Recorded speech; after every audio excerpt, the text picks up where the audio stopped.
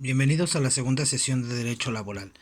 En este caso hablaremos acerca de la relación laboral. Existen diversas formas para constituir una relación de trabajo, de acuerdo a lo que establece el artículo 20 de la Ley Federal del Trabajo. Al mencionar que no importa el acto que le dé origen, la más común de estas formas es el contrato. Es suficiente el hecho de prestar un servicio para que surja la relación laboral, lo que quiere decir que puede existir una relación de trabajo sin que exista con anterioridad una relación de trabajo, pero no viceversa, cuando normalmente se da por anticipado un contrato escrito, verbal o tácito. Es decir, el hecho de que exista un contrato de trabajo no supone de modo necesario una relación laboral, ya que puede haber un contrato y nunca darse la relación laboral. En consecuencia, es más que suficiente que se presente la prestación de un trabajo personal y subordinado para que nazca la relación de trabajo, por lo que al presentarse esta se aplica al trabajador un derecho objetivo que es el derecho del trabajo. Se considera un ordenamiento absoluto y preventivo, y con independencia de la voluntad de los sujetos que participen en la relación. Al respecto, el maestro Mario de la Cuela no elimina, como frecuentemente se dice, la posibilidad de que el acto que origina la relación de trabajo sea un contrato. En este sentido, el maestro señala que bien puede ser el contrato u otro que dé origen a la relación laboral. El acuerdo de voluntades no es un requisito inevitable para la formación de la relación. El acuerdo de voluntades no podrá ser rector de la vida de la relación, porque esa función la cumple un estatuto, la ley y los contratos colectivos, entre otros ordenamientos. De esta manera se entiende que el contrato individual de trabajo es aquel por medio del cual una persona física, el trabajador, se obliga a prestar sus servicios personales para una persona física o jurídica, que es el patrón, bajo la obediencia y el acatamiento de éste, quien a su vez se obliga a remunerar por estos servicios mediante un pago. De acuerdo a esto, las características que encontramos para esta relación son un contrato dirigido, porque en dicho contrato el Estado fija los límites mínimos o máximos de la relación laboral, como por ejemplo la jornada de trabajo, la remuneración, y con la finalidad de nivelar la desigualdad entre ambas partes. Un contrato bilateral, pues genera obligaciones para ambos contratantes. La onerosidad, ya que ambas partes obtienen una utilidad mutua de su contraparte. El conmutativo, pues las prestaciones que implica se entienden semejantes. El tracto sucesivo, ya que las obligaciones adquiridas por las partes se cumplen sucesivamente en el transcurso de la duración de su contrato. La consensualidad, pues con el hecho de manifestar su voluntad, las partes pueden manifestar la misma y así realizarlo. La normatividad, porque la mayor parte del contenido de la relación es obtenido de fuentes externas como leyes, disposiciones administrativas y convenios colectivos. Es así que de la definición de relación de trabajo mencionada en el capítulo anterior, la relación de trabajo tiene dos clases o elementos: elementos subjetivos consistentes en el trabajador y el patrón, y elementos objetivos que implican la prestación de un trabajo personal subordinado más el pago de un salario. Los elementos del contrato individual. En este margen de ideas, con base a los elementos de la relación laboral, resulta lógico determinar que los elementos del contrato individual de trabajo, en el caso el primero de ellos es el trabajador, quien será la persona física que presta a otra, bien sea física o moral, un trabajo personal subordinado. El segundo elemento subjetivo será el patrón, que resulta ser la persona física o moral que emplea los servicios de uno o más trabajadores. Antes de continuar con los demás elementos, es necesario determinar qué se entiende por trabajo. El trabajo es, pues así, toda actividad humana, intelectual o material, y lo será con independencia del grado de dificultad y preparación técnica que sea demandada por cada profesión u oficio. En este tenor, el trabajo debe de presentarse de manera personal. Esto evoca que el trabajo no lo puede prestar una persona que no sea la que por medio de su voluntad originó el nacimiento del contrato de trabajo y debe de ser subordinado. Esto quiere decir que el trabajador está a las órdenes del patrón en todo lo concerniente a lo que fue contratado. Nótese que esto no significa que el trabajador tiene que estar en todo momento para el patrón y a lo que le guste mandar, sino por el contrario, solo encuentra subordinado al trabajo por el que fue contratado. Finalmente, el último elemento del contrato será la remuneración o pago, que constituye el derecho que tiene de recibir una retribución por la prestación de sus servicios físicos o intelectuales.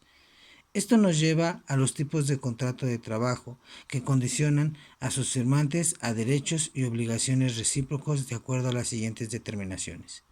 En primera instancia, por tiempo determinado, ya que es aquel en donde se determina el tiempo por el cual el trabajador prestará sus servicios al patrón.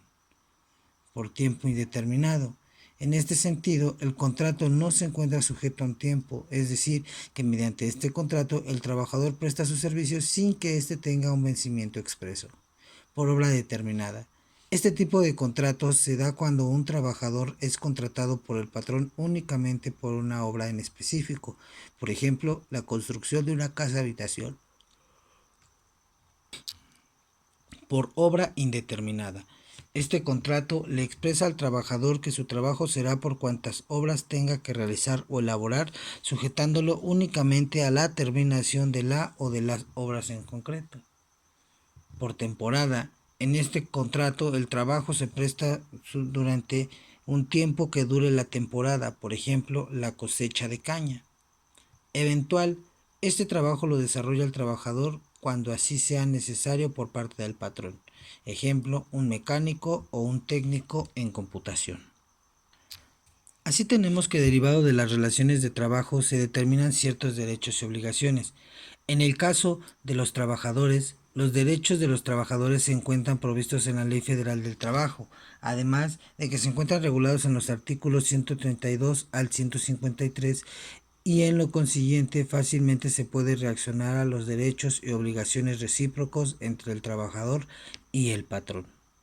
Los derechos de los trabajadores se hallan provistos en la Ley Federal del Trabajo, encontrándose regulados en los artículos 132 al 153.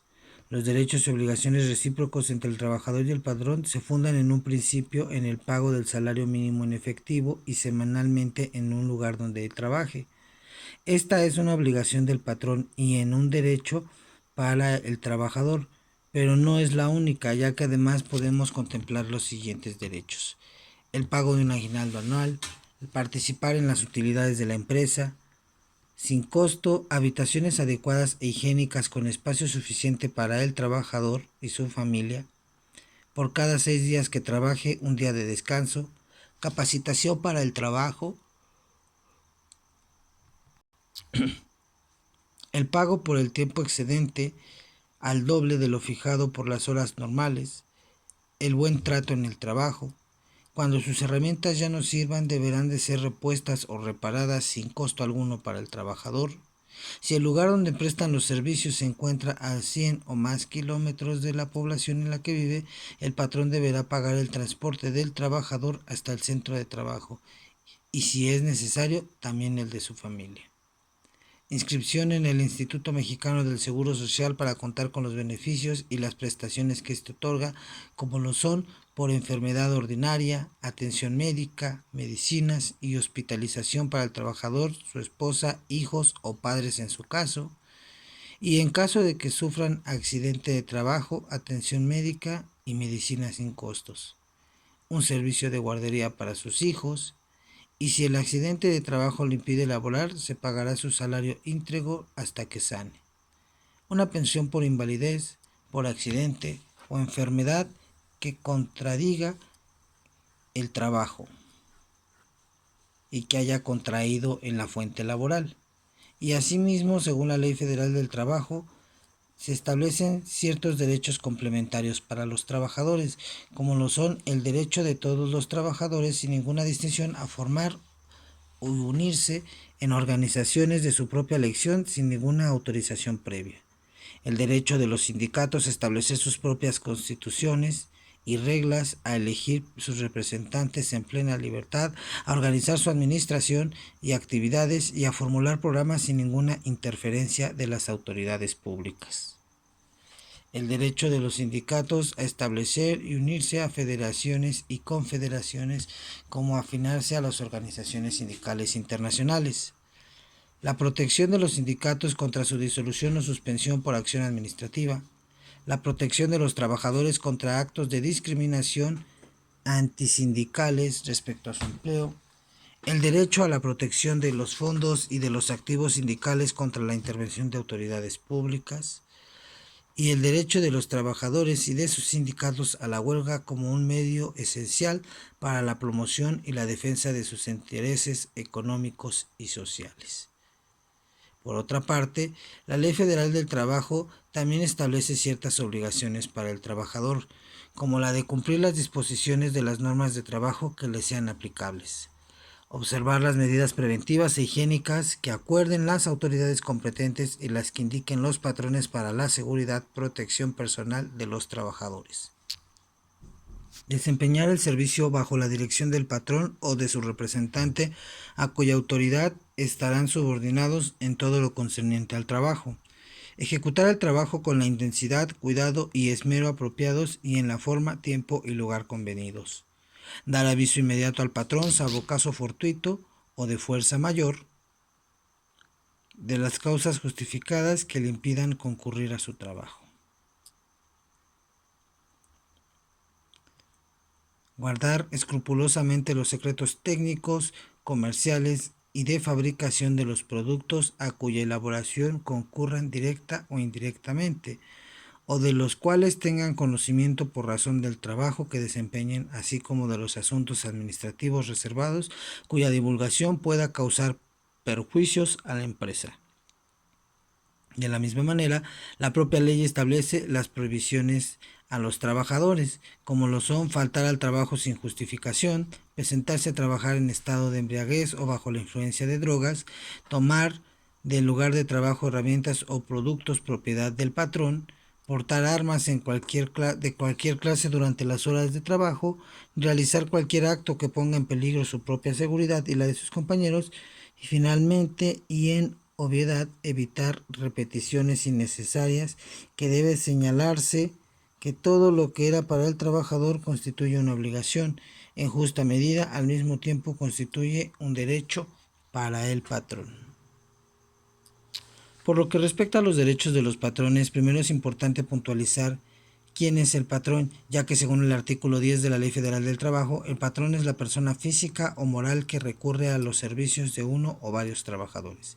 Indica además que si el trabajador, conforme a lo pactado o a la costumbre, utiliza los servicios de otros trabajadores, el patrón de aquel lo será también el de estos.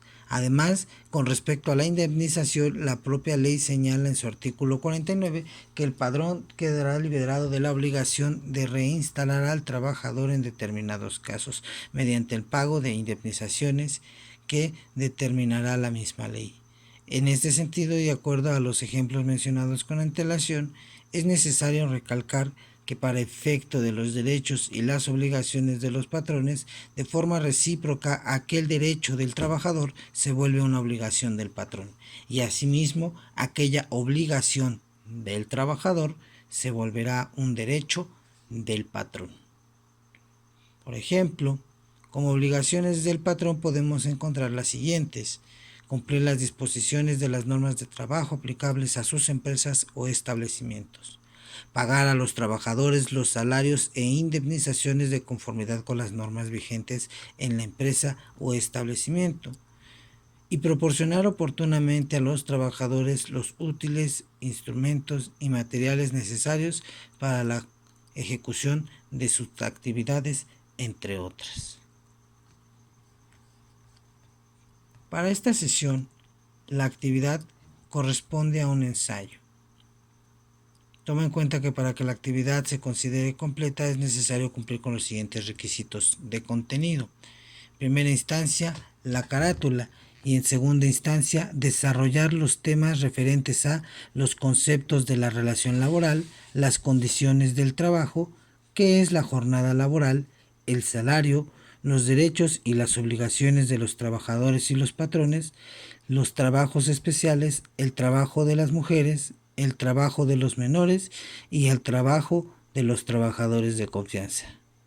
Toma en cuenta que de cada uno de los 9 temas a tratar se debe de incluir la definición, características y el fundamento legal de cada uno de estos conceptos. Por ejemplo, para el caso del primer tema, conceptos de la relación laboral, deberemos dar la definición de la relación laboral, así como sus características que pudiera llegar a tener esta, y en su caso el fundamento legal, es decir, de la Ley Federal del Trabajo o de la Constitución Política de los Estados Unidos Mexicanos. Tendremos que hablar o transcribir el artículo que lo menciona. Es decir, por ejemplo, artículo 5 de la Ley Federal del Trabajo menciona que la relación laboral es aquel trabajo subordinado que presta a una persona a otra.